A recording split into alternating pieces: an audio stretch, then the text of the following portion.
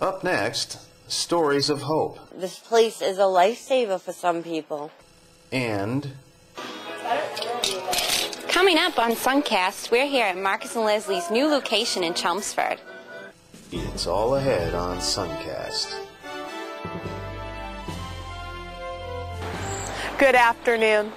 They've spent a decade in Chelmsford Center. Now Marcus and Leslie has a new location with the latest trends for summer. Entertainment correspondent Rachel Briere has more. Hi, we're here in Chelmsford at Marcus and Leslie's new location where trends are made. After 11 years in Chelmsford Center, Marcus and Leslie have new digs at the revamped Palmont Plaza on Alpine Lane. Well, we moved over here and parking is so much better. It's so much easier for people to find, especially off the highway, since we have a lot of people that come here from out of town.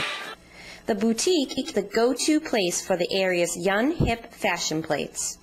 Downsizing to one floor made the shop more attractive and easier to navigate its many racks of clothing and accessories. Bright colors are going to be phenomenal this spring, and now Marcus will tell us what's hot and what is not. The big trends for spring and summer are gypsy and rock and roll glam. A little bit of metallic, but a lot of cotton, a lot of heavy 70s prints, a lot of prairie cut bottoms on dresses, lots and lots of sundresses, lots of real easy, casual things. Big colors this year are mostly the jewel tones for summer, a lot of really fiery colors, really intense cerises, fuchsias, magentas. Royal blue is a huge color. A lot of sun-drenched yellows, anything really intense. I think people should get rid of low-rise jeans that are really too low. Anything too tight, too fitted. I think everything is looser, softer, and more feminine this year.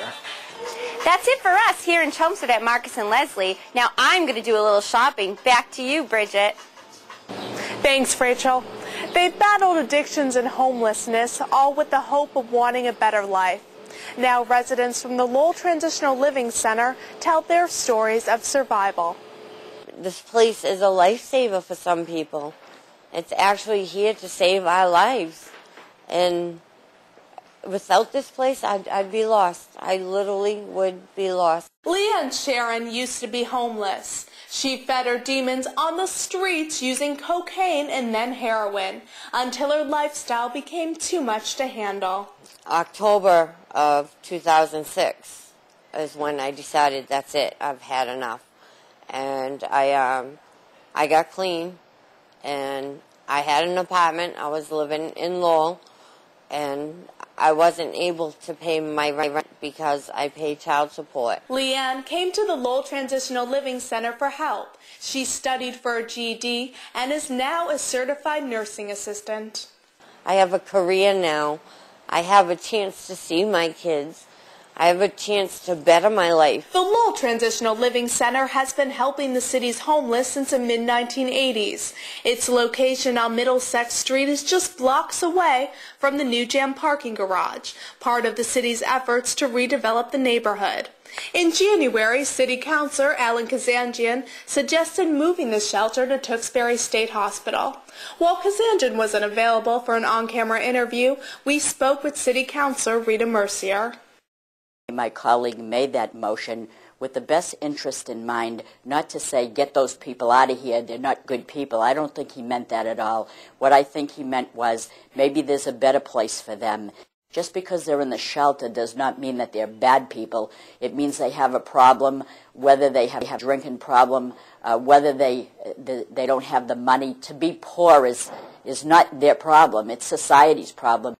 With some shelter residents recovering from drug addictions, case manager Joe Tucker is a source of strength. He says the shelter should stay in the city, but there needs to be other options. Lowell being a core city, this is where people are going to congregate more. So this is where individuals are.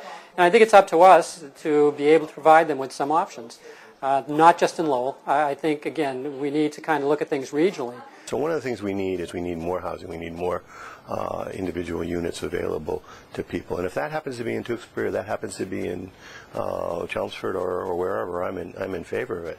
But to think that we can just, in one lockstep, close the shelter and move it elsewhere is I think, very unrealistic and perhaps even a bit naive.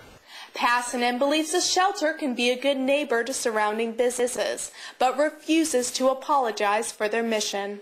The shelter is providing the most basic of human services. When you talk about people who otherwise wouldn't have any food, wouldn't eat for a day, or have absolutely no other place to stay. Kim Milnes was living in Lowell until her landlord raised the rent. Unable to pay, she came to the shelter. Her goal is to help other recovering addicts and alcoholics. I didn't choose to be here. I did not, say when I was younger, I'm going to grow up, be an alcoholic and addict and live in a shelter. I didn't choose to be here. But if it wasn't for this place, I would more than likely be dead on the street. I mean, it is a struggle, though, because there's nothing like living in a shelter.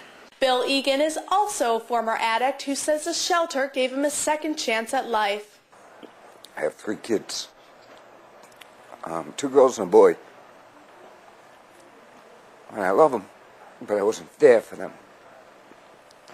Now, how my life has changed is since I've left this place. I'm involved in a healthy relationship, and I have a new son. The Lowell Transitional Living Center has close to 100 beds for sober adults. They also own the building next door, which offers emergency shelter for 45 people. That's 135 individuals in Lowell who are homeless and have no place else to go. On top of that, we probably have 4 or 5 hardy souls that are still living outside. There are people who are living in tents in Lowell, kind of hard to believe, but it does happen. I know there's a life out there for people beyond drugs and alcohol, beyond homelessness.